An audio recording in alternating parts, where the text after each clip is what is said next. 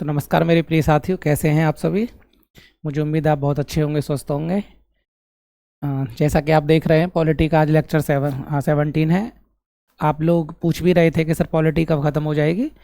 तो आज 17वां लेक्चर है। मुझे लगता है 5 से 6 लेक्चर और लगेंगे तो पॉलिटी के जो MCQ प्लस PYQ जो मिलकर हम कर रहे हैं वो कंप्लीट हो जाएंगे। उसके बाद फिर हम ज्योग्राफी को कंप्लीट करने की कोशिश करेंगे। उसके बाद फिर क्या होगा ना, मैं कोशिश करूंगा कि आपको कम से 15 से 20 क्लासेज पॉलिटी की थ्योरी बेस भी करा दूं, क्योंकि अब आपके सामने MCQs हो चुके हैं। अब थ्योरी से क्या होगा ना, एक कॉन्सेप्ट बिल्ड हो जाए। अब आपका कॉन्सेप्ट बिल्ड है बिल्कुल, एक तरह से आपको पता है कि कोई एग्जाम में आप किसी भी तरह की कोई तैयारी कर रहे हो, चाहे वो रेलवे से संबंधित हो, पुलिस से संबंधित हो, या अन्य कोई भी एग्जाम गवर्नमेंट जॉब से जुड़ा हुआ दे रहे हो, तो उसमें क्या है, अब आपको पता लगे कि पॉलिटी से जुड़े हुए किस तरह से प्रश्न बनने की पॉसिबिलिटीज रहती है आपके सामने। अब जब भी मैं आपके सामने लेक्चर लेकर आऊँगा, ठीक है, इनकी पूरी थ्योरी बेस लेकर आऊँगा, तो आपको पता रहेगी कि इस पर्टिकुलर टॉपिक से इस तरह के क्वेश्चन बनने की पॉसिबिलिटी हमेशा रहती है, और वहीं से क्वेश्चन क्या होते हैं आपके सामने बनकर भी आते हैं। ठीक है, तो आज 17वां लेक्चर है। इसी क्रम में देखते हैं, आज के मैं आपको 16 लेक्चर करा चुका हूं, और आज जो टॉपिक है स्थानीय स्वशासन है, लोकल बॉडी जो होती हैं, लोकल गवर्नमेंट। तो इससे प्रश्न आपको हमेशा देखने को मिलता है। पॉलिटी का एक बहुत इंपॉर्टेंट टॉपिक है, ठीक है, और इससे जुड़े हुए हम 2 भाग में प्रश्न करेंगे। आज हमारा पहला भाग है, नेक्स्ट भाग में कल या परसों में आपके सामने लेकर आ जाऊँगा। चलते हैं आज के लेक्चर के पहले प्रश्न की तरफ।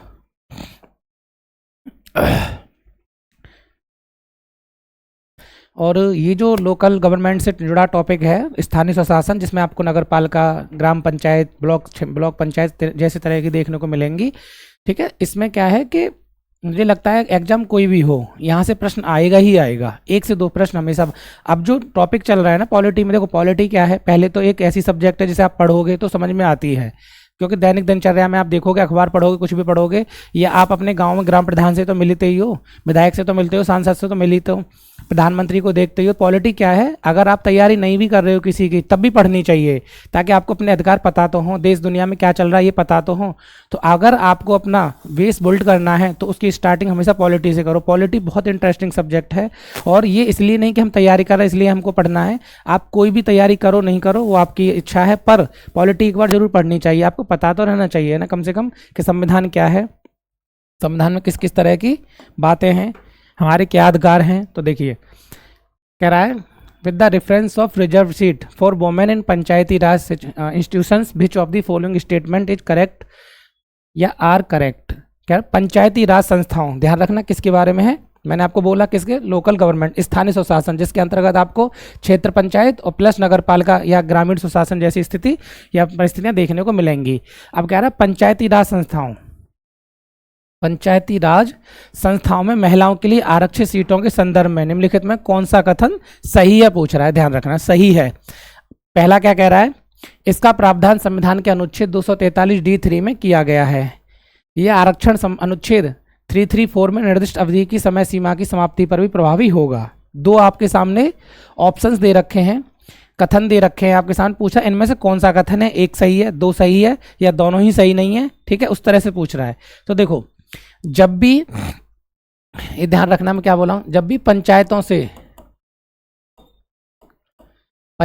से जुड़ा कोई चुनाव होगा, जुड़ा कोई चुनाव होगा, ठीक है, तो अनुच्छेद 243 का D3, क्या आर्टिकल 243 का D3 कहता है कि टोटल सीट्स का, जितनी भी सीट्स हैं उसका कम से कम कितना, 1/3, कितना 1/3 क्या होगा, महिलाओं के लिए आरक्षित होगा। मानो जैसे चलो 50 सीटों पर चुनाव हो रहा है तो 50 का 1/3, ठीक है, तो टोटल का 1/3 कम से कम किन के लिए आरक्षित रहेगा, तो महिलाओं के लिए आरक्षित रहेगा। तो आप समझ गए, तो पहला ऑप्शन क्या हो जाता है हमारा, सही हो जाता है। दूसरा कह रहा है यह आरक्षण अनुच्छेद 334 में निर्दिष्ट अवधि की समय सीमा की समाप्ति पर प्रभावी होगा। तो देखो ये गलत है। अनुच्छेद 334 क्या कहता है, पहले देखो, अनुच्छेद 334 कहता है लोकसभा और राज्य विधानसभा में आरक्षण, ठीक है, किसके लिए, SC के लिए, किसके लिए, ST के लिए, और किसके लिए, एंग्लो इंडियंस के लिए, एंग्लो इंडियंस। अब एंग्लो इंडियंस के लिए आरक्षण का प्रावधान क्या है, समाप्त कर दिया है। तो अब 334 के अंतर्गत किस किस के लिए आरक्षण बाकी है? तो SC, schedule caste, ST, schedule tribes, अनुसूचित जाति और अनुसूचित जनजाति जाति के लिए आरक्षण का प्रावधान अनुच्छेद 334 में किया गया है। किस किस में? तो लोकसभा में और राज्य की विधानसभा में। तो वो ये कह रहा है कि जब भी 334 को अगर समाप्त किया जाएगा तो क्या उसका प्रभाव इस वाले आर्टिकल पर पड़ेगा 243D3 पर? तो ये नहीं पड़ेगा। क्यों? क्योंकि संविधान में महिलाओं के लिए आरक्षण सीटों की जो संख्या, मतलब जो सीटें दी गई हैं, उसको समाप्ति के विषय में कोई समय सीमा तय नहीं की गई है। तो इसका मतलब क्या है? हमारा दूसरा ऑप्शन गलत है, पहला ऑप्शन सही है। तो आंसर क्या हो जाएगा पहले का? ए। आंसर क्या हो जाएगा पहले का? ए। समझ गए ना आप? चलते हैं अपने नेक्स्ट प्रश्न की तरफ। क्वेश्चन नंबर 2 कह रहा है panchayati raj was the first adopted in sequence in. जब पंचायती राज व्यवस्था की शुरुआत की गई थी, कभी तो शुरुआत हुई होगी, तो पूछ रहा है कि ऐसा कौन सा राज्य था भारत का जहां सबसे पहले से अपनाया गया था या स्वीकार किया गया था, या पंचायती राज व्यवस्था को सर्वप्रथम किस राज्य में लागू किया गया था। तो यहाँ 2 पूछ रहा है, क्रमानुसार पूछ रहा है। क्रमानुसार मतलब सबसे पहले और फिर उसके बाद में, फिर उसके बाद में, फिर उसके बाद में, सीरीज वाइज। ठीक है, सीक्वेंस वाइज। कह रहा है स्थानीय ग्रामीण स्वशासन। तो देखो, जब पंचायती राज व्यवस्था प्रणाली की शुरुआत की गई थी तो सबसे पहले 2 राज्यों में इसको स्वीकार किया गया था। कौन कौन से? तो पहला राज्य था राजस्थान और दूसरा राज्य था आंध्र प्रदेश। आंध्र प्रदेश 2 अक्टूबर 1959 में राजस्थान में क्या हुआ था? पंचायती राज व्यवस्था की शुरुआत की गई थी। कब? 2 अक्टूबर 1959 1959 में। तो कौन कौन से राज्य हो जाएंगे? राजस्थान और आंध्र प्रदेश। तो कभी पूछे आपसे, ये तो यहाँ पे 2 दे रहा है, कभी आपसे पूछे कि भारत में पंचायती राज व्यवस्था प्रणाली की शुरुआत सर्वप्रथम किस राज्य में की गई थी, तो वो राजस्थान में की गई थी।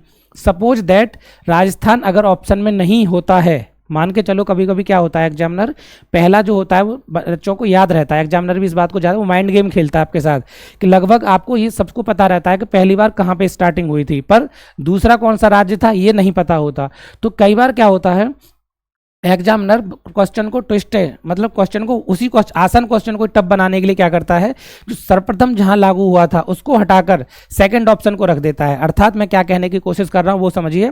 कभी आपसे पूछे कि भारत में पंचायती राज व्यवस्था प्रणाली की शुरुआत सर्वप्रथम किस राज्य में हुई थी, तो अगर वो वहां से राजस्थान को हटा देता है तो सबसे पहले किस में हुई थी? फिर आंध्र प्रदेश में। क्योंकि जब राजस्थान ऑप्शन में नहीं है तो सेकंड मोस्ट जो ऑप्शन होता है वही हमारा सही होता है। तो यहाँ पर क्रमानुसार दोनों पूछा है सीरीज भाई, तो राजस्थान और आंध्र प्रदेश में। ठीक है, तो आंसर आपके सामने क्या हो जाएगा? राजस्थान। अगर राजस्थान ऑप्शन में नहीं होता तो आंध्र प्रदेश, और दोनों ऑप्शन में है तो पहला ये और दूसरा ये। ठीक है, चल। और कभी आपसे पूछे किस सन में हुई थी, तो 2 अक्टूबर 1959 को। ठीक है, किसने की थी? तो पंडित जवाहरलाल नेहरू ने। उस समय भारत के प्रधानमंत्री कौन थे? पंडित जवाहरलाल नेहरू। आपको बहुत अच्छे अच्छे प्रश्न इसमें देखने को मिलेंगे, आप बस क्लास को कंटिन्यू करते रहो। यहाँ से फिर से मैं क्वेश्चन रिपीट कर दे रहा हूँ, 3 से 4 क्वेश्चन आपके सामने हैं।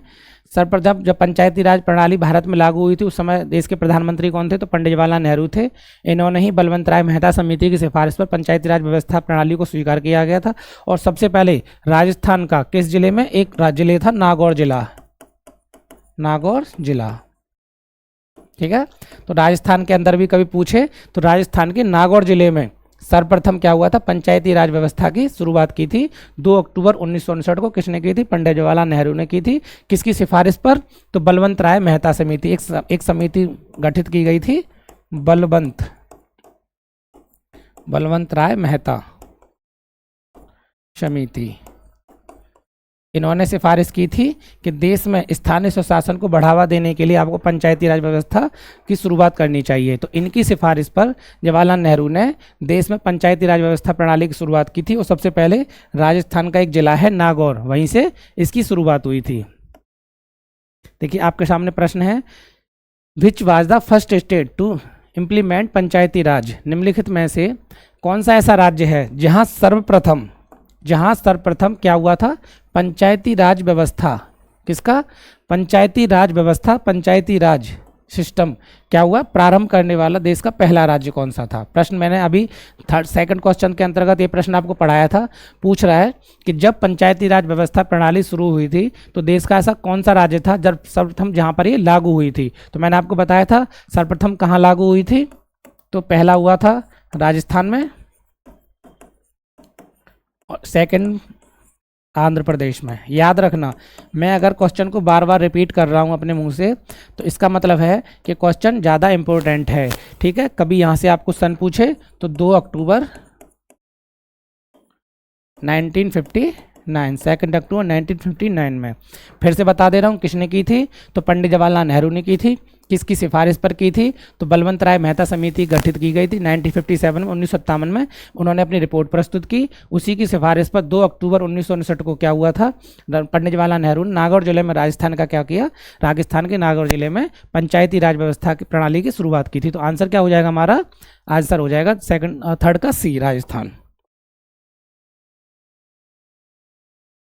Question number 4, which is not a source of income in UP panchayat. अब यूपी पंचायत से क्या तात्पर्य है वो समझिए कि देखिए पंचायत सिस्टम क्या होता है, प्रत्येक राज्य में है लगभग पंचायत प्रणाली। ठीक है, तो इसको क्या हुआ है, इसको अपने सोर्स ऑफ इनकम इकट्ठा करने के लिए सरकार ने कुछ छूट दी है कि आप इस सोर्स से क्या हुआ अपनी इनकम इकट्ठा कर सकते हो।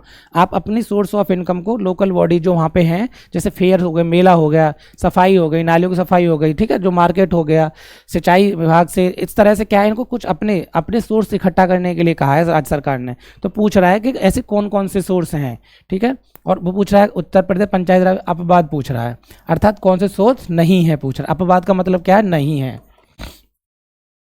नहीं है।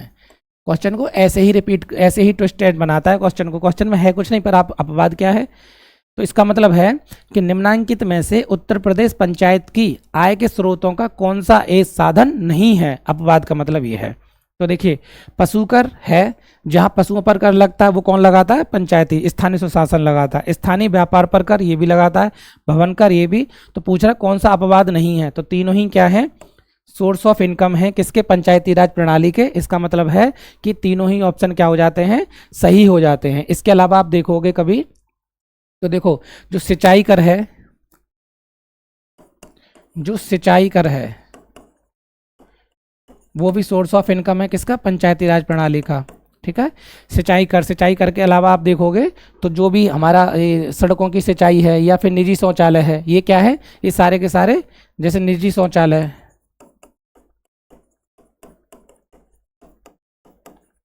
आदि। ठीक है, तो ये क्या है सारे, ये पंचायती राज व्यवस्था के सोर्स ऑफ इनकम है। इन पर टैक्स कौन लगाती है, तो पंचायत सिस्टम लगाती है। ठीक है, जैसे पशु कर पर, स्थानीय कर पे, भवन कर पे, सिंचाई कर है, निजी शौचालय कर है, ये किसके सोर्स ऑफ इनकम है, तो लोकल गवर्नमेंट्स के। निम्न कथनों में कौन सा एक सही नहीं है, विच स्टेटमेंट इज इनकरेक्ट। कौन सा एक सही नहीं है, ये देखो, gram sabha and gram panchayat have the same area. Gram sabha और ग्राम पंचायत का सीमा क्षेत्र एक ही है। सेकंड ऑप्शन है ग्राम पंचायत तथा न्याय पंचायत का सीमा क्षेत्र एक ही है। ग्राम पंचायत के प्रधान को उसी क्षेत्र के निर्वाचक अपने से ही चुनते हैं। ग्राम पंचायत का कार्यकाल सामान्यतः 5 वर्ष का होता है। देखो आपके यहाँ, आप ग्रामीण पृष्ठभूमि से अगर बिलोंग करते होंगे, ग्रामीण क्षेत्रों में आपने देखा होगा कि प्रत्येक 5 वर्ष बाद क्या होते हैं, चुनाव होते हैं। और चुनाव भी कैसे होते हैं, प्रत्यक्ष रूप से। ठीक है, आप किसको चुनते हो, ग्राम प्रधान को, ग्राम प्रधान को। कितने समय के लिए, तो 5 वर्ष के लिए। अब यहां से आपको देखना, ग्राम जो हमारा ग्राम मतलब ग्रामीण क्षेत्र में जो चुनाव होते हैं उसमें ग्राम सभा क्या होती है, वोटिंग करती है, ग्राम सभा। अब देखो ये जो एक आपके सामने मैंने डायग्राम बनाया है, इससे आपको ये सारे ऑप्शंस क्या हो जाएंगे, सही अभी पता लग जाएगा। ग्राम पंचायत का कार्यकाल सामान्यतः कितने वर्ष का होता है, सामान्यतः कितने वर्ष का होता है, 5 वर्ष का। तो हमारा पूछा कौन सा कथन सही नहीं है, तो हमारा डी ऑप्शन क्या हो जाता है, सही हो जाता है। फिर से समझने की कोशिश कीजिए, फिर ग्राम पंचायत के प्रधान को उसी क्षेत्र के निर्वाचक अपने से ही चुनते हैं। जैसे हम और आप वोट किसको देते हैं, आप जब हम 18 साल से हो जाते हैं, जो हम अपने ग्राम प्रधान को चुनकर भेजते हैं, नहीं भेजते, हम ही तो वोट देते हैं। तो जो हमारी ग्राम सभा के जितने लोग होंगे वही अपने जो ग्राम पंचायत का जो प्रधान होगा उसी को कौन करेगा, तो ग्राम सभा के लोग, अर्थात उस जो क्षेत्र के लोग हैं जिसका उस वोटिंग लिस्ट में नाम है, वही क्या करता है, मतदान करता है। किसको, अपने ग्राम प्रधान को मतदान करता है। ठीक है, तो ग्राम पंचायत के प्रधान को उसी क्षेत्र के निर्वाचक अपने से ही चुनते हैं, तो हम और आप ही चुनते हैं, तो ये भी सही है। ग्राम सभा तथा ग्राम पंचायत का सीमा क्षेत्र एक ही है। क्यों, जिस ग्राम सभा के आप लोग हो उसी का क्या है, आप उसी में वोटिंग कर पाओगे। ऐसा नहीं है कि मैं किसी पर्टिकुलर गांव से हूं और किसी और गांव के मतलब प्रधान को वोटिंग करूं। ये तभी होता है जब अदर गांव का प्रधान का सीमा क्षेत्र में आपका भी गांव आता है। कई बार एक ग्राम सभा के अंतर्गत 3 से 4 गांव आते हैं और उसका एक कॉमन प्रधान बनता है, तो ये तब होता है। पर वो ग्राम सभा के अंतर्गत भी फिर आप ही का गांव काउंट होगा, फिर वो अलग काउंट नहीं होता। आपके गांव का नाम अलग हो सकता है पर गांव का प्रधान एक ही होगा, 3 से 4, 2 से 3 गाँव का। ठीक है, तो इसलिए गाँव के नाम से ज्यादा ग्राम सभा के अंतर्गत कौन कौन से गाँव आते हैं, ग्राम क्षेत्र के अंतर्गत कौन कौन से गाँव आते हैं, वो डिपेंड करता है। ठीक है, तो इसका मतलब ग्राम पंचायत और ग्राम पंचायत तथा न्याय पंचायत, ग्राम सभा और ग्राम पंचायत का सीमा क्षेत्र एक ही होता है, ये भी सही है। अब देखो, ग्राम पंचायत तथा न्याय पंचायत का सीमा क्षेत्र एक है, ये ऑप्शन हमारा गलत है। क्यों, ग्राम पंचायत का सीमा क्षेत्र इज नॉट इक्वल टू न्याय पंचायत के। न्याय पंचायत अर्थात दोनों का सीमा क्षेत्र एक नहीं होता, बल्कि ये ध्यान रखना, बल्कि न्याय पंचायत का सीमा क्षेत्र ग्राम पंचायत से बड़ा होता है। ग्राम पंचायत से अक्सर क्या होता है, बड़ा होता है।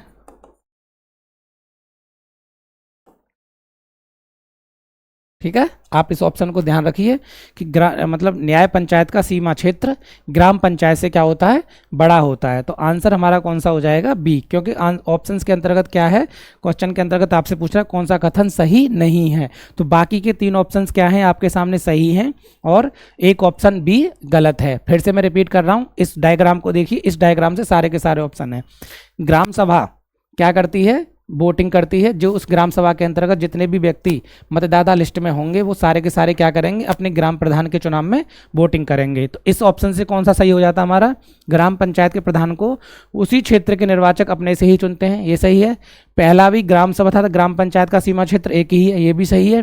फिर ग्राम पंचायत का कार्यकाल कितना, जो उसका टाइम होता है, टेन्योर होता है, ठीक है, कितना होता है, वो सामान्यतः 5 वर्ष होता है। तो 5 वर्ष बाद ही आपके गांव में भी देखने को मिलते हैं कि पंचायत के चुनाव होंगे। जैसे कि अभी पंचायत चुनाव आने वाले हैं, ग्राम प्रधान का जो चुनाव है वो अब आने वाले हैं। ठीक है, तो आंसर हमारा कौन सा हो जाएगा, बी। क्वेश्चन नंबर 6, पंचायती राज संस्थाओं में महिलाओं के लिए आरक्षित सीटों के संदर्भ में कौन सा कथन सही है। ये मैं आपको अभी पहले ऑप्शन के अंदर करा चुका हूँ, पहले प्रश्न ये रिपीट हो गया है, पर जब हो गया है तो देखिए फिर बता देता हूँ मैं कि इसका प्रावधान संविधान के अनुच्छेद 243D(3) में किया गया है, ये बात सही है। जैसे मानो टोटल सीट्स पर जितने भी चुनाव होंगे उस समय उसका 1/3 कौन होगा, महिलाओं के लिए आरक्षित होगा, तो पहला सही है।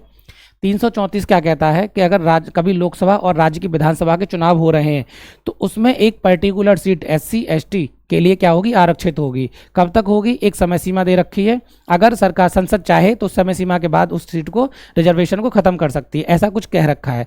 अब कह रहा है कि अगर कभी कल को 334 अनुच्छेद 334 समाप्त किया जाता है सरकार द्वारा, संसद द्वारा, तो क्या उसका असर ग्राम पंचायतों में जो महिलाओं के लिए आरक्षण दिया गया उस पर पड़ेगा, तो इसका असर नहीं पड़ेगा, क्योंकि वो अलग है और ये अलग है। इसमें सीधा कहा गया है, इसमें कोई समय सीमा के बारे में नहीं बताया गया कि आप ये जो मतलब महिलाओं के लिए आरक्षित सीटें हैं कितने समय तक के लिए, ऐसा कुछ नहीं कहा गया। तो अनुच्छेद 334 अगर कल को समाप्त हो भी जाता है तो उसका असर इस पर नहीं पड़ेगा, ये बात ध्यान रखना। यही वो कह रहा है, अवधि की समाप्ति पर प्रभावी नहीं रहेगा। ठीक है, यह आरक्षण अनुच्छेद 334 में निर्दिष्ट अवधि की सीमा के बाद भी समाप्त नहीं रहेगा। ठीक, तो क्या हो जाएगा हमारा, ए।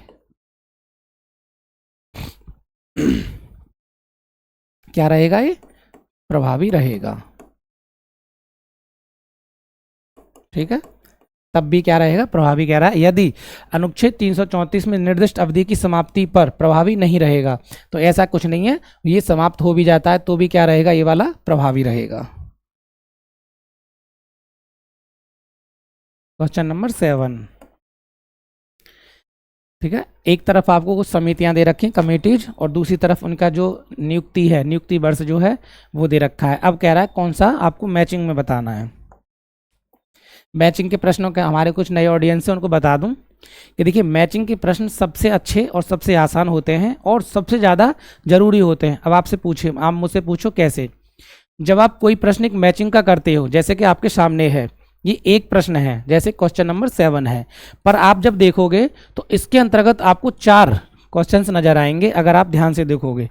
वो कैसे, कल को अगर वन लाइनर के अंतर्गत किसी एग्जाम में आपसे पूछा जाता है कि निम्नलिखित में से किस सन को बलवंत राय मेहता समिति का गठन किया गया, तो ये अपने आप में एक प्रश्न है, लेकिन यहाँ क्या है, एक पर्टिकुलर प्रश्न के अंतर्गत प्रश्न है। अशोक मेहता समिति का गठन किस वर्ष किया गया था, या एमएल सिंघवी समिति का कब किया गया था, या पीके थुंगन समिति का गठन किस वर्ष किया गया था। ये 4 ऑप्शंस, 4 अपने आप में प्रश्न हैं, लेकिन एक ही प्रश्न के अंतर्गत कब है, मैचिंग। तो कभी आपके पास कम समय हो और तैयारी आपको ज़्यादा करनी हो, तो ज़्यादा प्रश्नों की संख्या कोशिश कीजिए कि आप मैचिंग वाले प्रश्नों के अंतर्गत करें, क्योंकि वो एक प्रश्न के अंतर्गत आपको 4 से 5 ऑप्शंस देखने को मिल जाते हैं, ठीक है। तो यहीं से हम फिर से देखते हैं क्या है। कह रहा है बलवंत राय मेहता समिति, तो बलवंत राय मेहता समिति का गठन कब किया गया था, तो 1957 में ही किया गया था। अशोक मेहता समिति का गठन कब किया गया था, 1977 को। एलएम सिंघवी समिति 1986 को, और पीके थुंगन समिति 1988 को। ये 4 समितियां हैं और चारों की जो नियुक्ति वर्ष है वो उसके बराबर में ही दे रखी है, इसलिए हम देखोगे तो हमारा ऑप्शन क्या हो जाएगा, 1 2 3 4, अर्थात ये पहले से ही ऑलरेडी क्या है, प्रश्न के अंतर्गत ही मैचिंग में दे रखी हैं। पर क्या है, कभी पूछे आपसे कि बलवंत राय मेहता समिति का गठन कब किया गया था, तो 1957 में किया गया था। अशोक मेहता समिति का कब किया गया था, तो 1977 में किया गया था। इसमें जो सबसे ज़्यादा जरूरी है वो है बलवंत राय मेहता समिति और अशोक मेहता समिति। इन दोनों समितियों के बारे में थोड़ा हम देख लेते हैं, ताकि जब भी आगे प्रश्न आए तो आप करने में थोड़ा सा आपको राहत मिले। ठीक हो, बलवंत राय मेहता समिति, बलवंत राय मेहता समिति। पहला प्रश्न तो आपके सामने ही है कि इसका गठन कब हुआ था, तो 1957 में, 1957 में, ठीक है। अब दूसरा प्रश्न क्या है, इनकी सिफारिश के आधार पर 2 संविधान संशोधन किए गए थे, कौन कौन से, 73वां संविधान संशोधन अधिनियम, ठीक है, 1973, ठीक है। 73वां संविधान संशोधन 73वां संविधान संशोधन 1992, ठीक है। इसके अकॉर्डिंग क्या था, 73वां संविधान संशोधन के तहत क्या किया गया था, जो वो थी पंचायतों को क्या किया, संवैधानिक दर्जा दिया गया था। पंचायती राज व्यवस्था को क्या किया गया था, तो पंचायती राज व्यवस्था को क्या दिया गया, संवैधानिक दर्जा, संवैधानिक दर्जा, ठीक है। फिर इन्होंने ही क्या किया था, एक त्रिस्तरीय पंचायती राज व्यवस्था की सिफारिश की थी। पंचायती राज व्यवस्था की सिफारिश, ठीक है। त्रिस्तरीय मतलब इन्होंने बोला एक पंचायत आपको ग्रामीण क्षेत्र के अंतर्गत होनी चाहिए, एक ब्लॉक क्षेत्र के अंतर्गत और एक जिला क्षेत्र के अंतर्गत। कौन कौन से 3 थे, ग्रामीण, ब्लॉक स्तर पर, और तीसरी थी जिला स्तर पर। तो कभी आपसे पूछे कि बलवंत राय मेहता समिति ने कितने स्तर पर पंचायती राज व्यवस्था की सिफारिश की थी, तो 3 स्तर पर। वहीं अशोक मेहता समिति ने 2 स्तर पर की थी, ये दोनों में अंतर है। फिर बलवंत राय मेहता समिति को पंचायती राज व्यवस्था का शिल्पी कहा जाता है, अर्थात जनक कहा जाता है। इन्हीं की सिफारिश पर क्या हुआ था, भारत में पंचायती राज व्यवस्था को अपनाया गया था। इन्हीं की सिफारिश पर पंडित जवाहरलाल नेहरू ने 2 अक्टूबर 1959 को राजस्थान के नागौर जिले में सर्वप्रथम पंचायती राज व्यवस्था की शुरुआत की थी। इसीलिए उसके पश्चात आंध्र प्रदेश में भी उसकी शुरुआत हुई थी। अब बलवंत राय मेहता समिति का गठन कब किया गया था? तो 1957 को किया गया था। बाद में 73वें संविधान संशोधन 1992 के तहत क्या किया गया? जो पंचायती राज व्यवस्था को क्या संवैधानिक दर्जा दिया गया। संवैधानिक दर्जा के अंतर्गत देखोगे तो इसमें भाग 9 अनुसूची 11 जोड़ी गई थी तथा इसी के अंतर्गत 19 विषयों को शामिल किया गया था। इसी के बाद में अभी हम और आगे पढ़ाऊंगा इसको डिटेल में। 73वें के बाद 74वां संविधान संशोधन अधिनियम 1992 फिर से उसका संवैधानिक दर्जा किसको दिया गया था? अब बार जी ग्रामीण स्तर पर था तो वो शहरी स्तर पर, शहरी स्तर का मतलब नगर पालिकाएं वगैरह जो थी उनको भी दिया गया।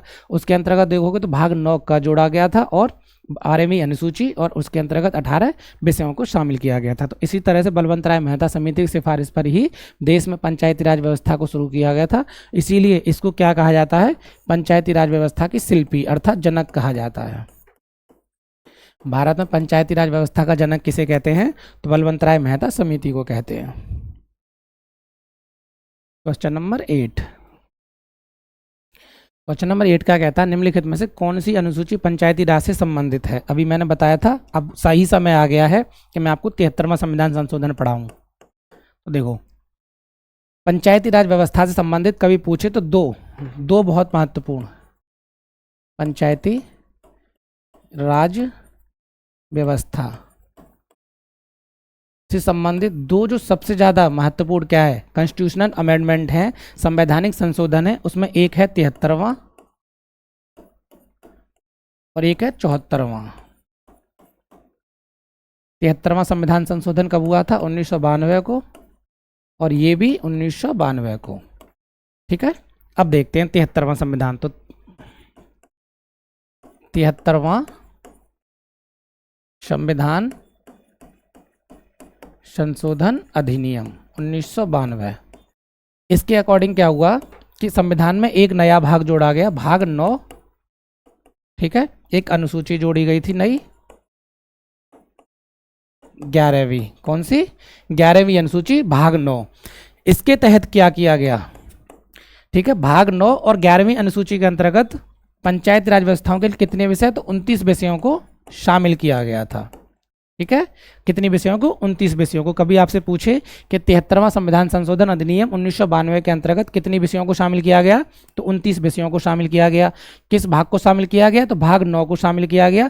किस अनुसूची को? तो 11वीं अनुसूची को। इसी के बाद एक और संविधान संशोधन होता है 74वां। और सुनो,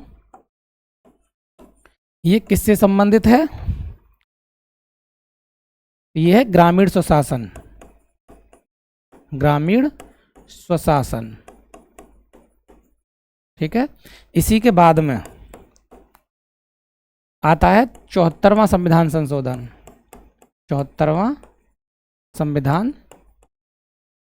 संशोधन अधिनियम 1992। ठीक है, इसके अकॉर्डिंग क्या हुआ था? संविधान में एक भाग, इससे आगे बढ़ते हुए भाग 9 का जोड़ा गया और अनुसूची कौन सी जोड़ी गई थी?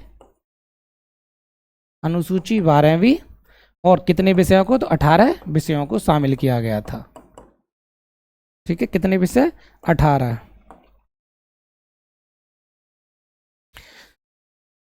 ठीक है, और ये किससे संबंधित है?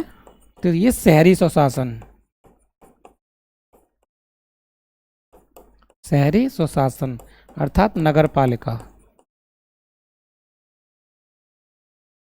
अब आपके सामने एक डायग्राम है और इसी डायग्राम के अंतर्गत आपको 4 से 5 प्रश्न हैं और ये आपके सामने आते ही हैं। छोटे एग्जाम जो होते हैं, हालांकि कोई एग्जाम छोटा नहीं होता, पर जो मतलब आप देखोगे तैयारी के क्रम, जैसे यूपीएससी से थोड़े से छोटे मतलब क्या आसान एग्जाम होते हैं। यूपीएससी देश का सबसे बड़ा एग्जाम है, जैसे पीसीएस है, तो उसी क्रम जो वनडे एग्जाम्स होते हैं, रेलवे है, पुलिस है, ये सारे एग्जाम हैं। हालांकि सारे एग्जाम्स का अपना एक स्तर होता है, किसी को छोटा बड़ा कहना सही नहीं है, पर फिर भी तुलनात्मक रूप से, ठीक है, फिर भी 73वां संविधान संशोधन 1992 पंचायती राज व्यवस्था संबंधित दो सबसे जरूरी क्या हैं संशोधन थे, एक 73वां और दूसरा 74वां। दोनों ही संशोधन 1992 में किए गए थे। 1992 में 73वां संविधान संशोधन 1992 क्यों जरूरी है?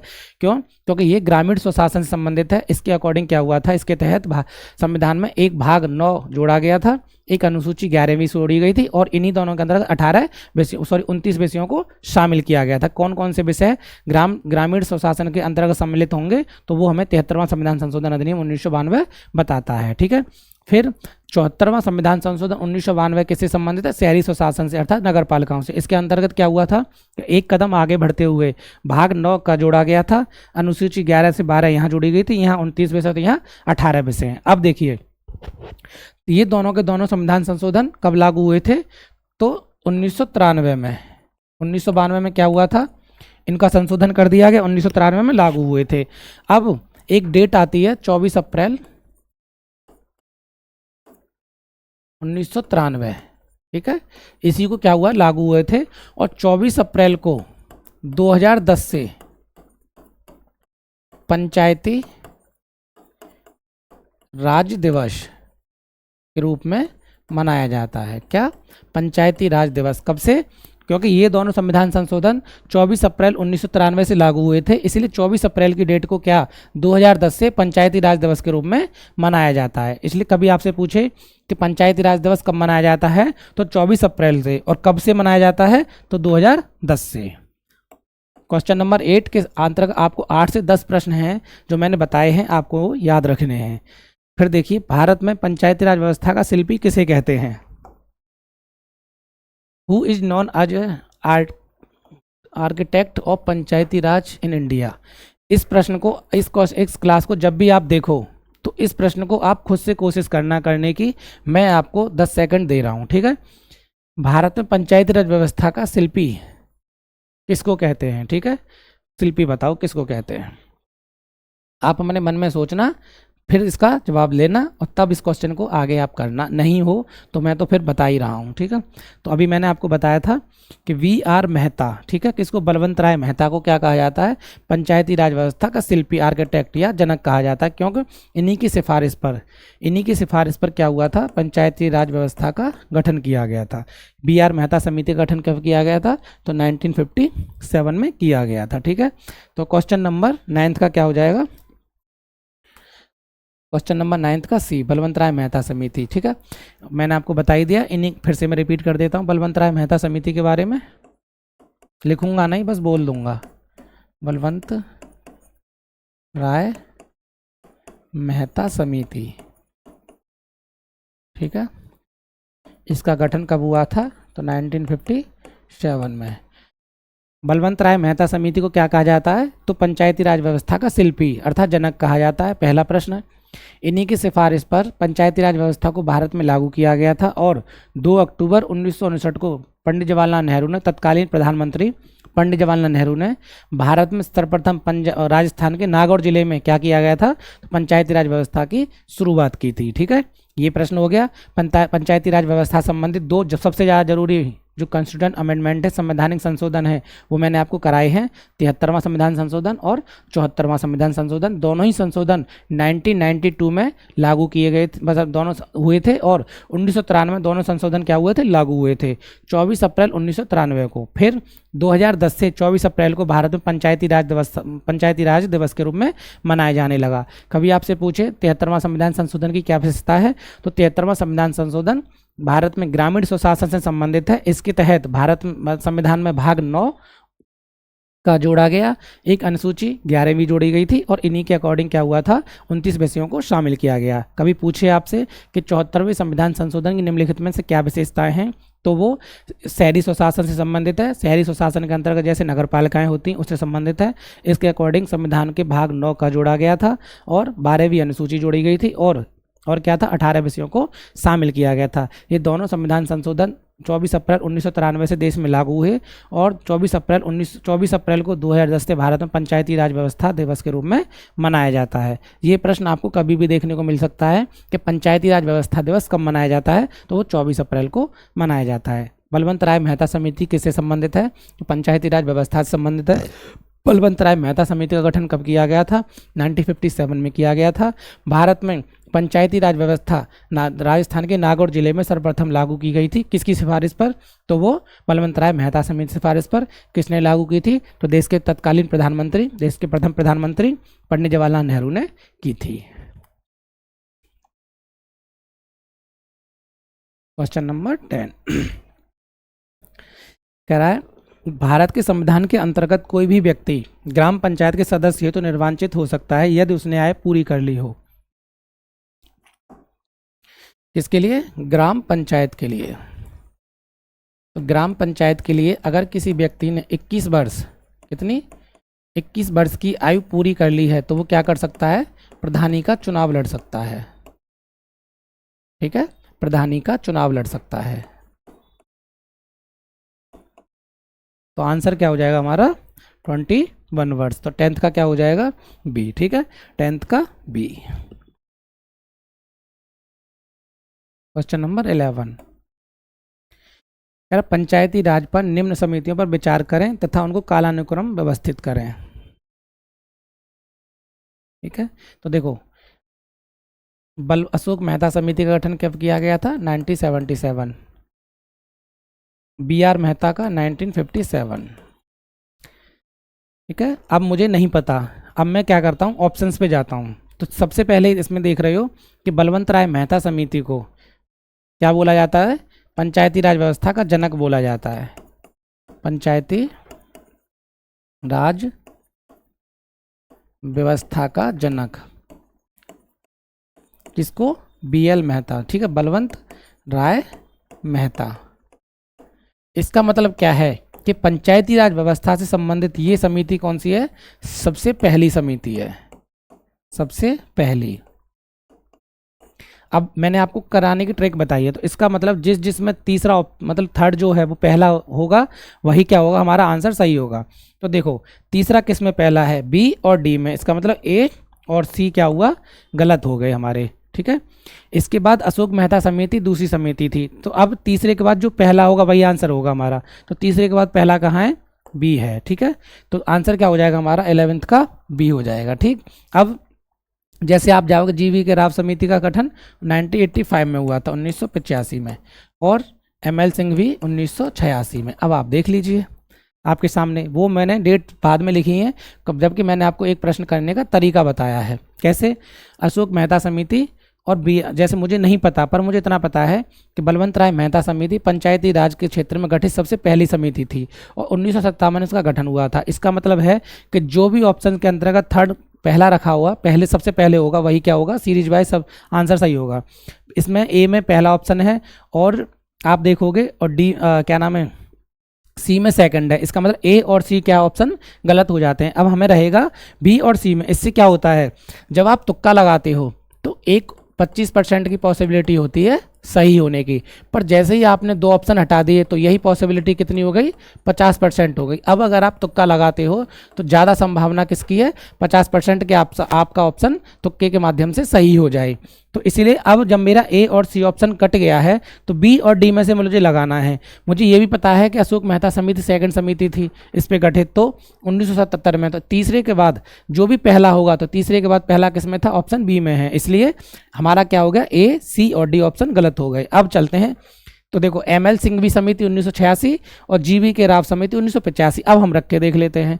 तो बी आर मेहता 3 के बाद 1, 3, 1, 4, 2, 3, 1, 4, 2 किधर है? 3, 1, 4, 2 किसमें? इसमें। तो आंसर हमारा क्या हो जाएगा? 11th का आंसर हो जाएगा बी। क्वेश्चन नंबर 12,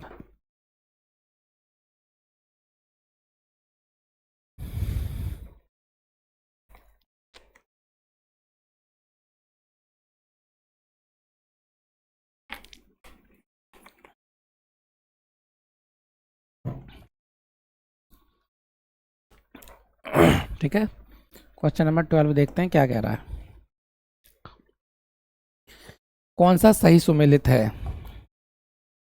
सही। तो देखिए, जैसे संथानम समिति, पंचायती राज वित्तीय संसाधन, देखिए जो संथानम समिति का गठन किसके लिए हुआ था? तो केंद्रीय सतर्कता आयोग। ये गलत है। किससे संबंधित है? केंद्रीय सतर्कता, केंद्रीय सतर्कता आयोग, सीबीसी बोलते हैं इसको, सेंट्रल विजिलेंस कमीशन, सीबीसी। ठीक है, तो किससे संबंधित है? केंद्रीय सतर्कता आयोग से। तो पहला क्या होगा? हमारा ऑप्शन गलत है। फिर है जीवी के राव समिति खंड स्तर पर, तो इसका क्या है? ग्रामीण विकास के, उससे क्या हुआ? ग्रामीण विकास के, पंचायतों में क्या, पंचायतों के क्षेत्र में ग्रामीण विकास के समीक्षा से संबंधित है। दूसरा, बलवंत राय मेहता समिति पंचायती राज संस्थाएं। तो देखो, यही क्या हो जाएगा हमारा? सही ऑप्शन हो जाएगा, क्योंकि पंचायती राज व्यवस्था बलवंत राय मेहता समिति जिसका गठन 1957 में हुआ था, किससे संबंधित है? तो पंचायती राज व्यवस्था से संबंधित है। इसका मतलब क्या होगा? हमारा ऑप्शन सी सही हो जाता है। ठीक है, ऐसी दंतवाला समिति तो क्या रहा? ग्रामीण विकास, लेकिन ग्रामीण विकास संबंधित कहाँ होगा? ब्लॉक स्तर पर है ये, ब्लॉक स्तर पर। ठीक है, आंसर हमारा क्या हो जाएगा 12th का? सी। क्वेश्चन नंबर 13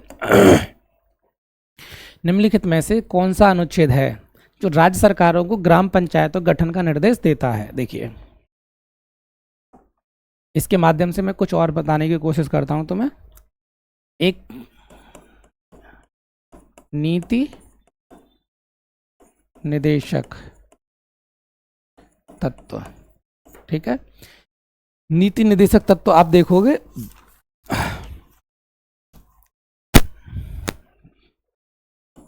तो आपको पाओगे संविधान के भाग 4 में अनुच्छेद 36 से लेके 51 तक क्या है, इनका प्रावधान किया गया है नीति निर्देशक तत्व का। किसमें? संविधान के भाग 4 में अनुच्छेद 36 से लेके 51 तक। अनुच्छेद 36 से लेके 51 के बीच में ही एक अनुच्छेद आता है 40। कौन सा? अनुच्छेद 40, अनुच्छेद 14। यही किससे संबंधित है? तो यही ग्राम पंचायतों के गठन से संबंधित है, ग्राम पंचायतों के गठन से संबंधित। ठीक है, अनुच्छेद 40। तो 36 से 51 तक क्या मतलब है? ग्राम पंचायतों के गठन से संबंधित है। कौन सा अनुच्छेद? अनुच्छेद 40। ठीक है, और किसके अंतर्गत आता है अनुच्छेद 40? तो नीति निर्देशक तत्वों के अंतर्गत आता है। तो नीति निर्देशक तत्वों के अंतर्गत अनुच्छेद 40 आता है, जो संविधान के भाग 4 में है, अनुच्छेद 36 से 51 तक। इसी में एक अनुच्छेद 40 जो कि ग्राम पंचायतों के गठन से संबंधित है। तो आंसर क्या हो जाएगा हमारा 13 का? बी। ठीक है, 13 का क्या हो जाएगा? B answer. क्वेश्चन नंबर 14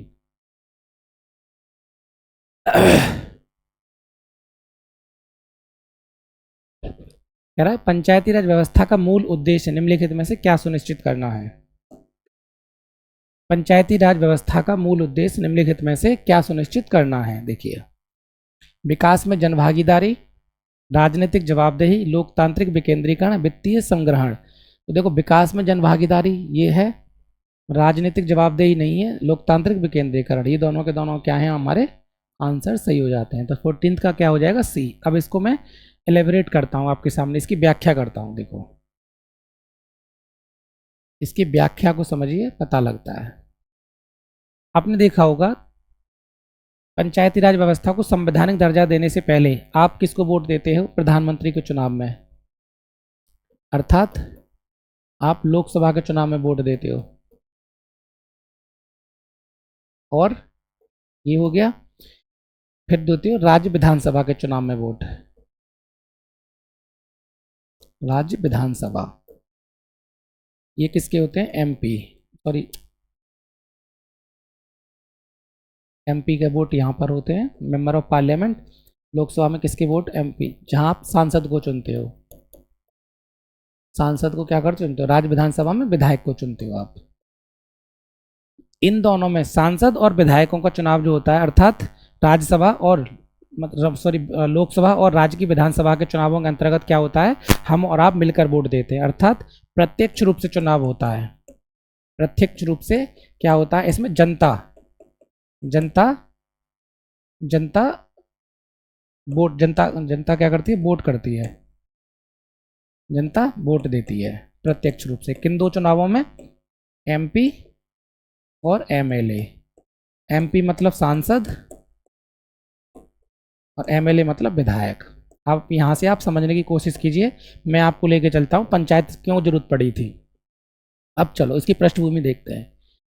हम और आपने सांसद को चुना और हमने और आपने विधायक को चुना। सांसद जाकर बैठता है देश की संसद में, विधायक जाकर बैठता है राज्य के विधानसभा में। दोनों ही जगह से कानून बनते हैं, वहाँ देश के लिए तो यहाँ राज्य के लिए। पर क्या होता है, हम और आप अपने मरने की आखिरी पहल तक, आखिरी सांस तक कई बार ना सांसद से मिल पाते हैं और ना विधायक से मिल पाते हैं। क्यों? विधायक और सांसद को चुनने के क्रम में एक बहुत बड़ा गैप होता है, अर्थात सांसद जो होता है वो होता है डिस्ट्रिक्ट, जिला पे जिले में एक सांसद, ठीक है। जब बहुत सारे सामान्य आदमी हैं जो सांसद से अपनी पूरी जिंदगी में कभी नहीं मिल पाते, आपने उनको वोट दिया, वो चुनकर सांसद हो गए, इसके बाद हम और आप एक दूसरे को नहीं जानते। इसी क्रम में छोटे पे थोड़ा सा कम रहता है, पर विधायक में और जनता में भी वही वही गैप हमेशा बना रहता है कि आप बहुत सारे लोग विधायक से भी नहीं मिल पाते। पर क्या होता है, इसी के लिए जो जनता का जो गैप है अपने जनप्रतिनिधि से, इसी को कम करने के लिए सुझाव में क्या आया?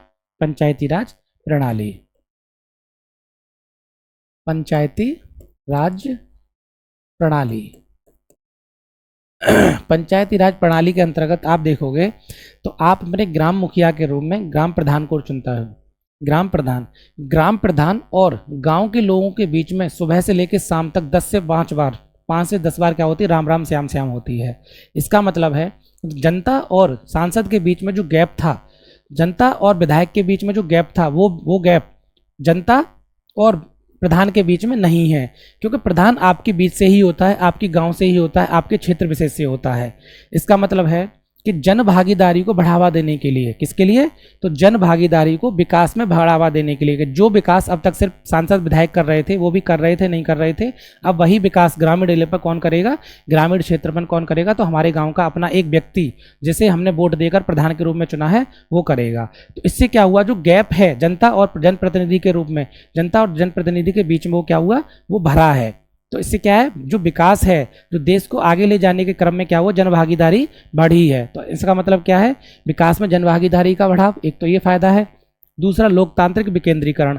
विकेंद्रीकरण का मतलब होता है डिसेंट्रलाइजेशन, इंग्लिश में बोलते हैं। इसका मतलब है कि आपने शक्तियों को कुछ पर्टिकुलर लोगों में न केंद्रित करके अब क्या कर दिया है? उसको जनता के प्रत्येक हिस्से में बांटने की कोशिश की है। अर्थात जो ग्राम का विकास पहले सांसद या विधायकों के हाथ में था, वही अब उसका छोटा रूप किस, वो ग्राम प्रधान के रूप में भी आपके गाँव का विकास करेगा। और सच बात यही है कि आप शहरों को कितना भी डेवलप कर लीजिए, पर गांव आज भी, मतलब देश का विकास आज भी तभी होगा जब गांव का विकास होगा। गांव का विकास, क्योंकि शहर ठीक है, बड़े हैं, अच्छे हैं, रोजगार के लिए हैं, पर भारत आज भी क्या है? ग्रामीण पृष्ठभूमि से जुड़ा देश है। जब आपकी गांव का विकास होगा तो शहरों का भी विकास ऑटोमेटिक होगा, क्योंकि देश के प्रत्येक हिस्से का विकास ही अनिवार्य होता है। कुछ पर्टिकुलर क्षेत्रों को विकसित करके आप देश का विकास नहीं कर सकते। तो गांव का विकास ही देश का वास्तविक विकास कहलाता है। तो गांव के विकास की जिम्मेदारी किसको दी है? तो सरकार ने किसको दी? 73वें संविधान संशोधन अधिनियम 1992 और 74वें संविधान संशोधन 1992 के अंतर्गत पंचायती राज व्यवस्था को संबंधित, मतलब डेवलप करके संवैधानिक दर्जा देके उनकी लोकल बॉडीज को, इसका ये जो चैप्टर है ये खुद ही लोकल गवर्नमेंट है, अर्थात स्थानीय स्वशासन। अर्थात आपके बीच से और हमारे बीच से ही कोई व्यक्ति शासन करेगा, और वो हमसे ऐसा व्यक्ति होगा जिससे हम दिन में 3 से 4 बार मिल सकते हैं। जैसा कि आपके गाँव का प्रधान है, आप उसे राम राम श्याम श्याम डेली करते हो। तो वो क्या हुआ? जो एक गैप था, वो गैप को पाटिल किया, अर्थात भरा है। किसने? पंचायती राज व्यवस्था ने। तो आंसर क्या हो जाएगा हमारा? 1 और 3। तो 14 का आंसर क्या हो जाएगा? सी। अब आप समझ गए, वित्तीय संग्रहण अर्थात धन इकट्ठा करना, ये कोई इसका उद्देश्य नहीं है। राजनीतिक जवाबदेही, ये भी कोई उद्देश्य नहीं है। सिर्फ 2 उद्देश्य हैं: विकास में लोगों की भागीदारी को बढ़ावा देना, और लोकतांत्रिक विकेंद्रीकरण अर्थात शक्तियों का बंटवारा करना। अर्थात लोकतंत्र में जन भागीदारी को क्या हुआ? प्रत्येक जन की भागीदारी को विकास में सम्मिलित करना। ठीक है। क्वेश्चन नंबर 15, पंचायती राज व्यवस्था 73वां संविधान संशोधन अधिनियम द्वारा त्रिस्तरीय प्रणाली में सम्मिलित है। 73वां संविधान संशोधन द्वारा कौन सी? त्रिस्तरीय प्रणाली। ठीक है, मैंने आपको बोला त्रिस्तरीय प्रणाली की सिफारिश किसने की थी? तो बलवंत राय मेहता समिति ने। बलवंत राय मेहता समिति का गठन कब किया गया था? तो 1957 में। तो इन्होंने ही बोला था कि भारत में स्थानीय स्वशासन के अंतर्गत त्रिस्तरीय चुनाव प्रणाली होनी चाहिए, त्रिस्तरीय प्रणाली होनी चाहिए, जिसमें आप देखोगे ग्रामीण क्षेत्र में ग्राम पंचायत होती है, ब्लॉक क्षेत्र में क्षेत्र पंचायत, और डिस्ट्रिक्ट पर जिला पंचायत। तो आंसर क्या हो जाएगा हमारा? ए आंसर हो जाएगा ग्राम पंचायत, क्षेत्र पंचायत और जिला पंचायत। तो 15 का आंसर क्या हो जाएगा? ए। क्वेश्चन नंबर 16, क्या निम्नलिखित में से कौन पंचायतों की संरचना के लिए उपबंध करने को अधिकृत है? क्वेश्चन नंबर 16, ठीक है। कह रहा कौन है जो बनाता है। देखिए, एक आर्टिकल है अनुच्छेद 243 का सी, ठीक है। अनुच्छेद 243 का खंड सी है। ये क्या कहता है कि पंचायतों की संरचना से संबंधित, जैसे पंचायतों की संरचना से, ठीक है, पंचायतों की संरचना से संबंधित उपबंध, उपबंध कौन करेगा? तो वो करेगा राज्य का विधानमंडल, राज्य का विधानमंडल,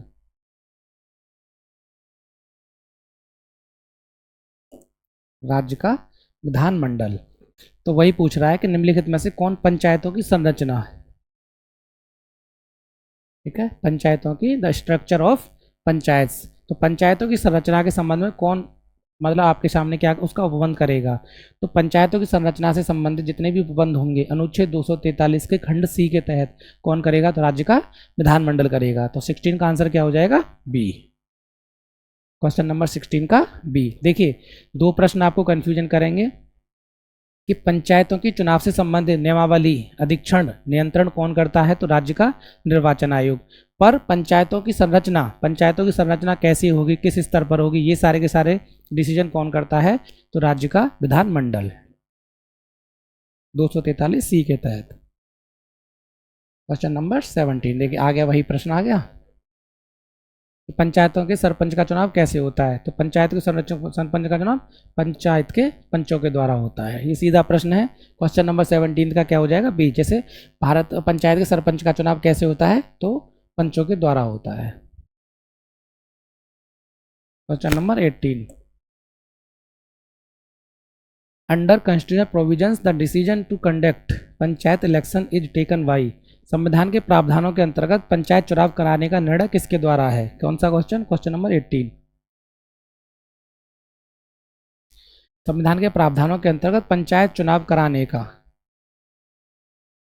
तो पंचायत चुनाव कराने का किसका है? तो राज्य के निर्वाचन आयोग का। इसका राज्य के निर्वाचन आयोग, ठीक है। तो आंसर क्या हो जाएगा? भारत के चुनाव आयोग, राज्य सरकार, केंद्र सरकार, राज्य का चुनाव आयोग। तो कौन कराता है पंचायत से संबंधित जितने भी निर्वाचन होंगे? तो वो राज्य का चुनाव आयोग। अब देखिए, यहीं से मैं आपको एक और प्रश्न क्लियर कर देता हूँ। एक होता है देश का चुनाव आयोग, जिसे भारत का चुनाव आयोग कहते हैं, भारत का निर्वाचन आयोग। आप पूछोगे फिर इसका क्या काम है? भारत का निर्वाचन आयोग, election commission of India, Bharat का निर्वाचन आयोग। एक होता है राज्य का निर्वाचन आयोग। राज्य के निर्वाचन आयोग के अंतर्गत आप देखोगे तो पंचायतों से संबंधित जितने भी चुनाव होते हैं, जैसे प्रधानी वगैरह का जो होता है, तो वो चुनाव कौन कराता है? राज्य का निर्वाचन आयोग कराता है। पर भारत का निर्वाचन आयोग किसके चुनाव कराता है वो देखिए, तो लोकसभा के, अर्थात जो आप सांसद चुनते हो, ठीक है, एमपी। फिर राज्य विधानसभा के, राज्य विधानसभा अर्थात एमएलए, हिंदी में विधायक, ठीक है। फिर इसके अलावा राष्ट्रपति, उपराष्ट्रपति, राज्यसभा। तो इन सभी के जो चुनाव कराता है, कौन कराता है? भारत का निर्वाचन आयोग, जिसे बोलते हैं इलेक्शन कमीशन ऑफ इंडिया। तो भारत का निर्वाचन आयोग लोकसभा के, राज्य विधानसभा के, राज्यसभा के, उपराष्ट्रपति के, राष्ट्रपति के, इन सभी के चुनाव कराता है भारत का निर्वाचन आयोग। जबकि जो राज्य के अंतर्गत निर्वाचन आयोग है वो क्या करता है? लोकल गवर्नमेंट्स के चुनाव कराता है, ठीक है, जो आपके प्रधानी वगैरह के चुनाव होते हैं। तो आंसर क्या हो जाएगा? 18 का डी। क्वेश्चन नंबर 19 कह रहा है पंचायत का 5 वर्ष की अवधि का कार्यकाल प्रारंभ होता है। पंचायत की 5 वर्ष की अवधि का कार्यकाल प्रारंभ होता है। तो देखो, अनुच्छेद 243 का ई, ये क्या कहता है? पंचायतों की अवधि के बारे में बताता है। पंचायतों की अवधि, पंचायतों की अवधि, अवधि मतलब कार्यकाल के बारे में। और क्या कहता है कि पंचायत का प्रथम अधिवेशन से कार्यकाल कितना होगा, पंचायत के प्रथम अधिवेशन,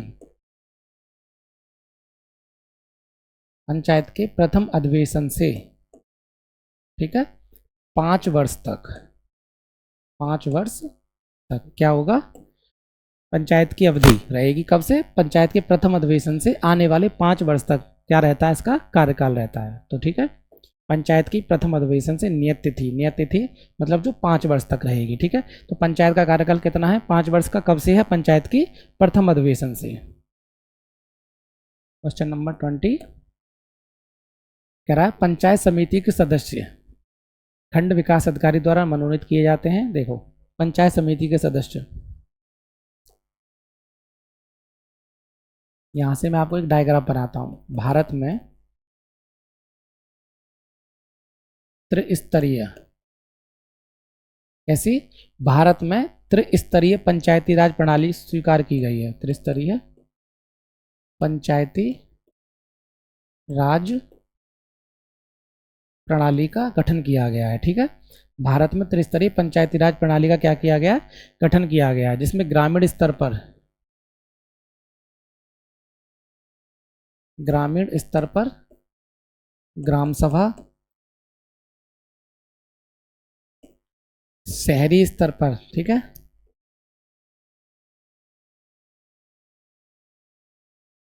फिर आती है ब्लॉक स्तर पर। ब्लॉक स्तर पर क्या है, पंचायत समिति, पंचायत समिति, और जिला स्तर पर जिला परिषद। ठीक है, जिला स्तर पर जिला समिति, ये ठीक है। तो आप देख रहे हो भारत में त्रिस्तरीय पंचायती प्रणाली शुरुआत की है, जिसके अंतर्गत ग्रामीण स्तर पर ग्राम सभा है, ब्लॉक स्तर पर पंचायत समिति है, और ग्रामीण स्तर पर जिला परिषद समिति या जिला परिषद। ठीक है, जिला परिषद।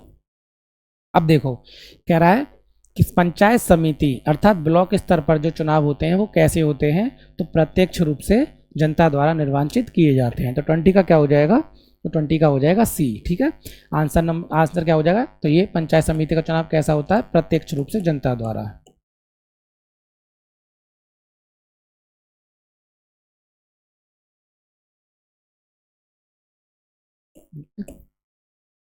आंसर क्या हो जाएगा हमारा, 20 का सी। क्वेश्चन नंबर 21 कह रहा है सही उत्तर का चयन कीजिए। 1 मिनट,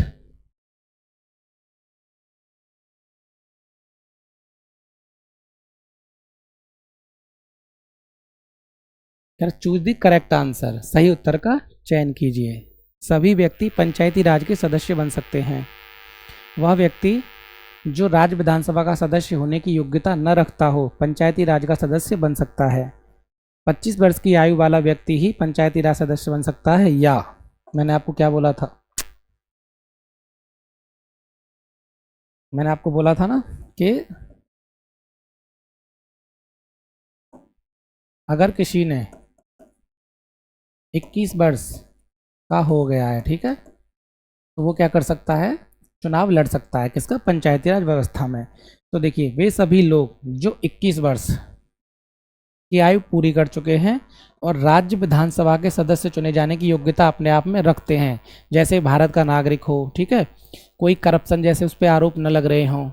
21 वर्ष, जैसे राज्य विधानसभा के लिए 25 वर्ष है, लेकिन जो प्रधानी के लिए है, पंचायत सदस्य के लिए बनने के लिए 21 वर्ष की है, 21 वर्ष की आयु पूरी कर चुका हो, और 21 वर्ष के अलावा वे सारी की सारी शर्तें जो राज्य विधानसभा का सदस्य बनने के लिए पूरी होती हैं, अगर वो सारी शर्तें ये व्यक्ति पूरा कर रहा है तो ये पंचायत का चुनाव लड़ सकता है। तो आंसर क्या हो जाएगा, डी। वे सभी लोग जो 21 वर्ष की आयु पूरी कर चुके हैं तथा राज्य विधानसभा का सदस्य चुने जाने की योग्यता अपने आप में रखते हों, पंचायती राज की सदस्यता के लिए योग्य होते हैं। क्वेश्चन नंबर 22 पंचायती राज व्यवस्था में शासन प्रणाली की संरचना क्या है। अभी मैंने बताया था आपको त्रिस्तरीय है, त्रिस्तरीय पंचायती व्यवस्था है, जिसमें मैंने आपको बताया था ग्रामीण स्तर पर, ठीक है, ग्राम स्तर पर है, ब्लॉक स्तर पर है और जिला स्तर पर है। नहीं, ये नहीं है,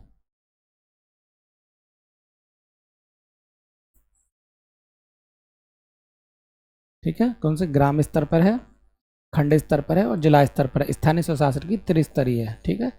यहाँ पे क्या है? चतुर्थ। तो चतुर्थ नहीं है, त्रिस्तरीय। तो आंसर क्या हो जाएगा 22 का? सी। तो 22 का क्या आंसर हो जाएगा? सी। कैसे? ग्राम स्तर पर, ग्राम स्तर पर, ब्लॉक स्तर पर और तीसरी है जिला स्तर पर, जिला स्तर पर। ग्राम स्तर पर ग्राम सभा जो होती है, ठीक है। ब्लॉक स्तर पर पंचायत समिति जो होती है और जिला स्तर पर जिला परिषद। ये तीनों की तीनों भारत के अंतर्गत त्रिस्तरीय पंचायती राज व्यवस्था प्रणाली को स्वीकार किया गया है, ठीक है। तो वही वो पूछ रहा है कि पंचायती राज शासन पर संरचना क्या है, स्ट्रक्चर क्या है। तो स्ट्रक्चर ग्राम है, खंड है और जिला स्तर पर त्रिस्तरीय संरचना को अपनाया गया है भारत में।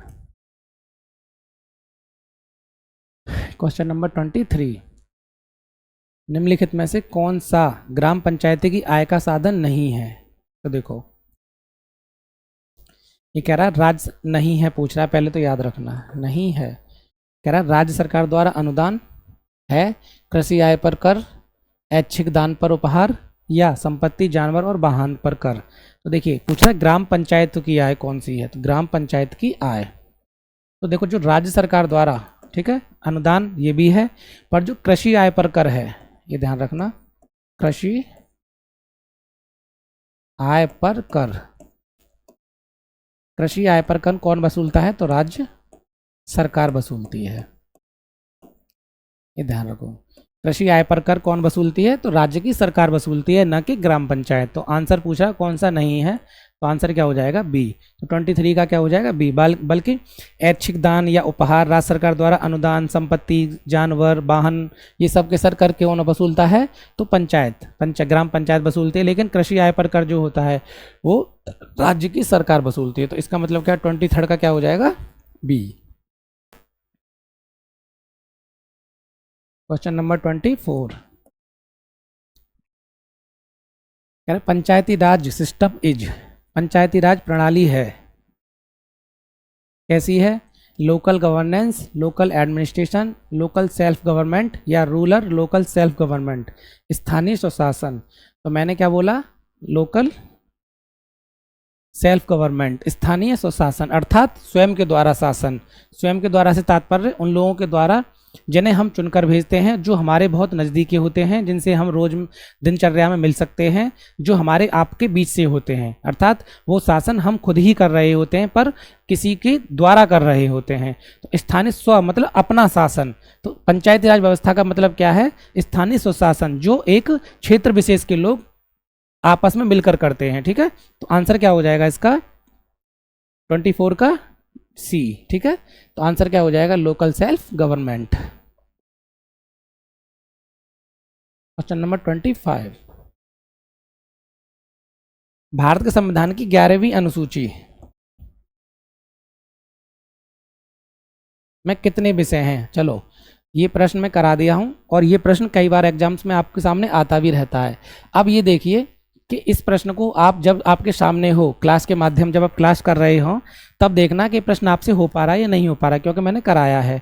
अगर हो पाए तो मेरी व्याख्या करने से पहले, मेरा आंसर बताने से पहले आप खुद सोच के देखना कि इसका आंसर क्या होगा। मैं बता देता हूँ एक बार फिर से, मैं इसको एक्सप्लेन करूंगा मैं, ठीक है। तो देखो, 73वां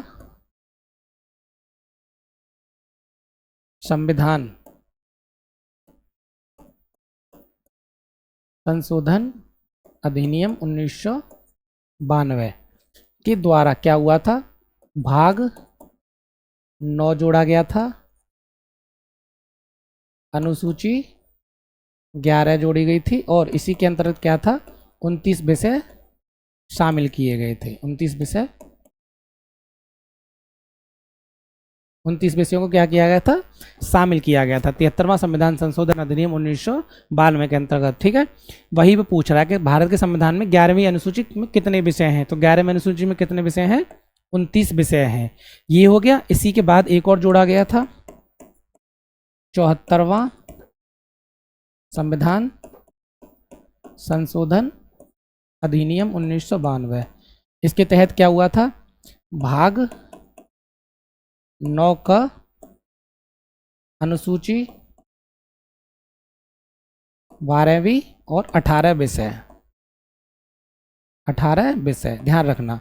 अभी आपके सामने प्रश्न के अंतर्गत पूछ रहा है 11वीं अनुसूची में कितने विषय शामिल किए गए हैं, तो 29 विषय। कल को पूछ सकता है किसी अन्य प्रश्न के अंतर्गत कि 12वीं विषय में 12वीं अनुसूची में कितने विषय है, तो 18 विषय।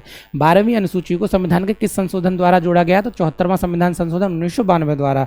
11वीं अनुसूची को संविधान के किस संशोधन द्वारा जोड़ा गया था, तो 73वां संविधान संशोधन 1992 के द्वारा। ये हो गया अनुसूची। कल को आपसे पूछ सकता है भाग 9 और भाग 9 का किसके द्वारा जोड़े गए, तो भाग 9 73वां संविधान संशोधन 1992 द्वारा, भाग 9 का 74वां संविधान संशोधन 1992 के द्वारा। ठीक है, अनुसूची 11वीं, इसी तरह से अनुसूची 12वीं, 74वां संविधान संशोधन 1992 के द्वारा। प्रश्न आपके सामने सारे क्लियर हैं, बस आपको सही करना है। क्वेश्चन नंबर 26, भारत में राष्ट्रीय पंचायती राज दिवस मनाया जाता है, कब मनाया जाता है, भारत में राष्ट्रीय पंचायती राज दिवस कब मनाया जाता है। मैंने आपको बताया था कि 73वां संविधान संशोधन 1992 कब हुए थे, तो 24 अप्रैल को लागू। ठीक है, तो इसी दिन से क्या मनाया जाता है भारत में, पंचायती राज दिवस। तो कब से, 24 अप्रैल 2010 से। 24 अप्रैल 2010 से। कभी सन भी पूछ सकता है कि भारत में पंचायती राज दिवस 24 अप्रैल को मनाया जाता है, पर किस सन में मनाया गया था, सबसे पहले तो 2010 में। 2010 से भारत में 24 अप्रैल को प्रत्येक वर्ष पंचायती राज दिवस के रूप में मनाया जाता है, और 24 अप्रैल आने वाली कल ही है। ठीक है, कह रहा पंचायतों के चुनाव का अधीक्षण, पंचायतों के चुनाव का अधीक्षण, निर्देशन और नियंत्रण कौन करता है। ठीक है, तो ये करता है राज्य का निर्वाचन आयोग। कौन करता है, राज्य का निर्वाचन आयोग। तो अनुच्छेद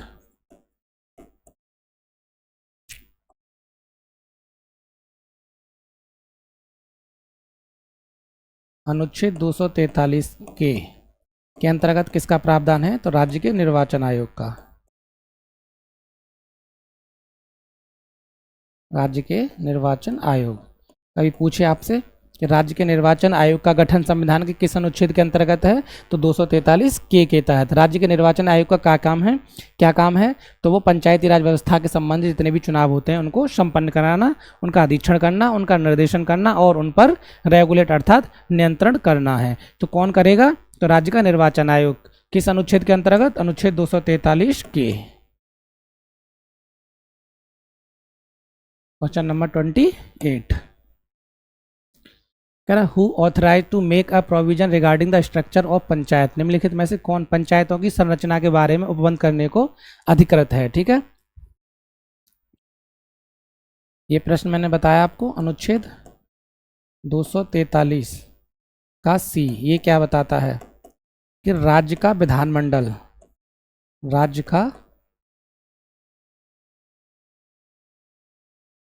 का विधानमंडल पंचायतों की संरचना के बारे में उपबंध करेगा। ठीक है, क्या करेगा, पंचायतों की संरचना, पंचायतों की संरचना के बारे में उपबंध करेगा।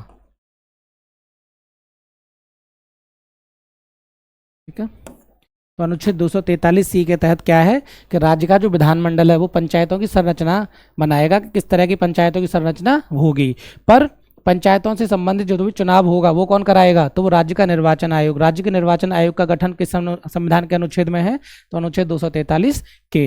ध्यान रखना, 243 के, राज्य का निर्वाचन आयोग।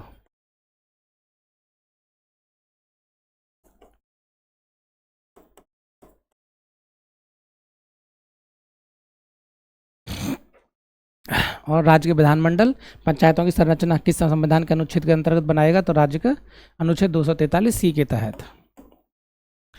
पंचायतों एवं नगर पालिकाओं के संबंध में भारतीय संविधान में किस वर्ष प्रावधान किया गया, तो देखो किस वर्ष। तो मैंने आपको बताया था 2 संविधान संशोधन किए गए थे 1992 में, एक 73वां और एक 74वां, ठीक है, ये दोनों। लेकिन लागू कब हुए थे, तो 1993 में।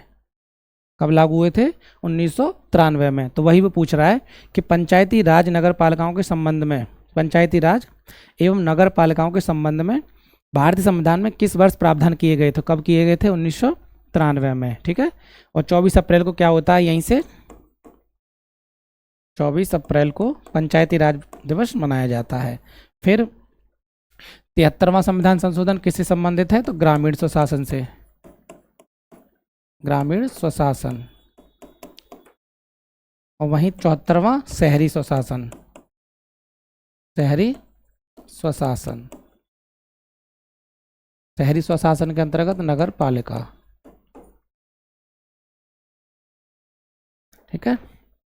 तो आंसर क्या हो जाएगा 29 का D. Question number 30, who among the following are directly elected by the people. निम्नलिखित में से कौन है जो जनता द्वारा प्रत्यक्ष चुनाव, मतलब प्रत्यक्ष चुने जाते हैं, प्रत्यक्ष रूप से निर्वाचित होते हैं। तो देखो, एक आप प्रधान को वोट देते हो प्रत्यक्ष रूप से, फिर जो आपके पंच होते हैं, ठीक है, कौन कौन से पंच जो होते हैं, तो वो एक पंच जो होते हैं। तो आंसर क्या हो जाएगा 30 का डी, ठीक है।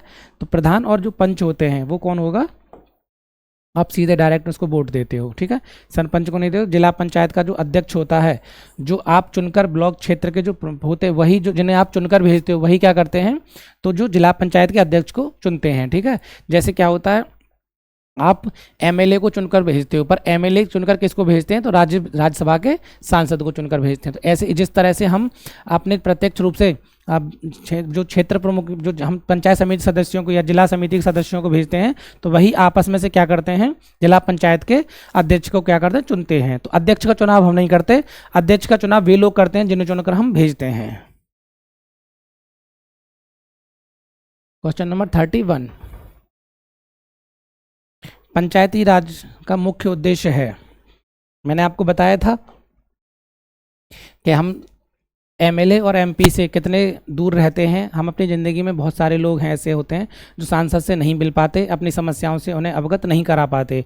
उसी तरह से हम विधायक से भी नहीं मिल पाते और अपनी समस्याओं के बारे में उन्हें नहीं बता पाते, पर हम अपने क्षेत्र के ग्रामीण जो क्षेत्र के ग्राम प्रधान से रोज़ मिल सकते हैं, उन्हें अपनी समस्याओं के बारे में बता सकते हैं। तो ये जनता और जनप्रतिनिधि के बीच को गैप को भरने के लिए, लोकतांत्रिक विकेंद्रीकरण के लिए, विकास में जन भागीदारी के लिए क्या किया गया, पंचायती राज व्यवस्था को अपनाया गया था। किसके लिए, तो लोकतांत्रिक विकेंद्रीकरण और जन विकास में भागीदारी के लिए। तो लोगों के विकासात्मक प्रशासन में भागीदारी योग्य बनाना, लोगों के विकासात्मक प्रशासन में भागीदारी योग्य बनाना। तो 31 का क्या हो जाएगा, डी। क्वेश्चन नंबर 32, पंचायती राज से संबंधित निम्नलिखित कथनों में कौन सा कथन सही नहीं है, पूछ रहा है सही नहीं है। पंचायती राज व्यवस्था भारतीय ग्रामीण जीवन का युगों का एक अभिन्न अंग रहा, ये बात सही है। 73वां संविधान संशोधन 15 अगस्त 1993 से प्रभावी हुआ। यह एक त्रिस्तरीय जैविक रूप से जुड़ी संरचना है। भारतीय संविधान का अनुच्छेद 243 जी इसके महत्व को बताता है। तो देखो, इसमें आंसर पूछ रहा है कौन सा सही नहीं है, क्यों, क्योंकि 73वां संविधान संशोधन अधिनियम मैंने कब बताया था, 24 अप्रैल 1993 से क्या हुआ था, लागू हुआ था। यहाँ क्या दे रखा है, 15 अगस्त, ये क्या है हमारा गलत आंसर पूछ रहा है। और 24 अप्रैल को ही फिर मैंने बताया था पंचायती राज दिवस के रूप में मनाया जाता है, पंचायती राज दिवस, ठीक है। तो पंचायती राज दिवस के रूप में क्या मनाया जाता है, 24 अप्रैल को, ठीक, कब से, 2010 से। तो आंसर क्या हो जाएगा हमारा, आंसर हो जाएगा हमारा बी, क्योंकि 15 अगस्त न होकर क्या है, 24 अप्रैल। क्वेश्चन नंबर 33 कह रहा है निम्नलिखित में से कौन भारतीय संविधान के अंतर्गत सही सम्मिलित नहीं है। पंचायत भाग 9 मैंने बताया था 73वें संविधान संशोधन 1992 के द्वारा भाग 9 में, नगर पालिका भाग 9 का 74वें संविधान संशोधन 1992 द्वारा, सहकारी समितियां भाग 9 का, ये भी सही है। अधिकरण, देखिए अधिकरण क्या है, अधिकरण कहाँ पर है, भाग 14 का, भाग 14 का के अंतर्गत क्या है, अधिकरण को शामिल किया गया था। और वहीं पर भाग 10 किससे संबंधित है, तो अनुसूचित क्षेत्रों से, अनुसूचित क्षेत्र।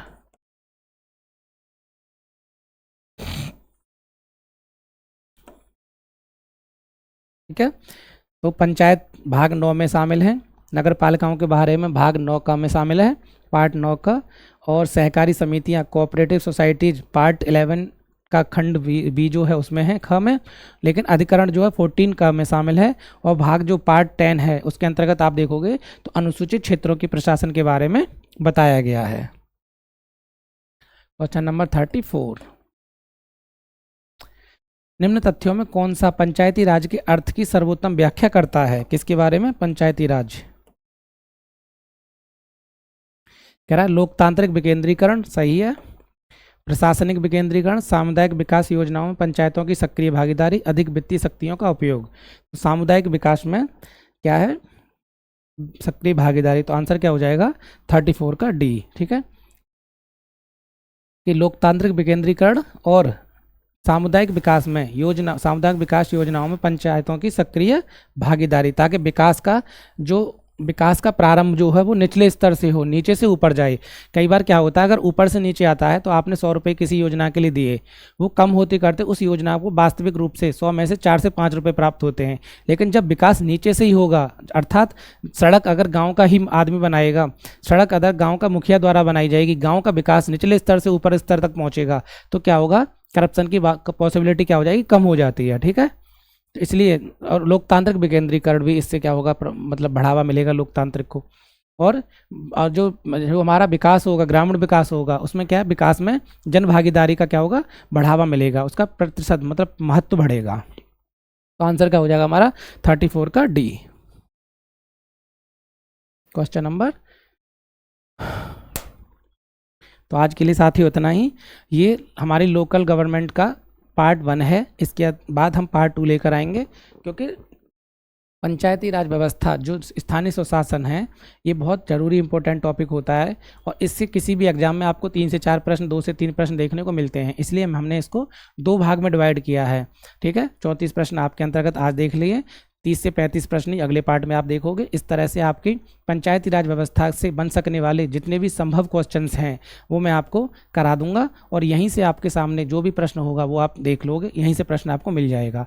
अगर आपको यकीन ना हो तो जो मैंने व्याख्या दी है उसको मिलाकर और जो मैंने क्वेश्चंस दिए हैं इनको मिलाकर, और अगले पार्ट को होने के बाद जब भी आपके सामने कोई बुक हो और जिसमें आपके सामने पंचायत से मतलब लोकल बॉडीज से संबंधित जितने भी प्रश्न आपके सामने हैं या किसी भी एग्जाम में आए हों, आप उन्हें कर देखोगे तो आप पाओगे डायरेक्ट या इनडायरेक्ट वो आपको यहीं से मिलेंगे। ठीक है, तो आज के लिए इतना ही, फिर मिलते हैं अपने अगले लेक्चर से। आज धन्यवाद।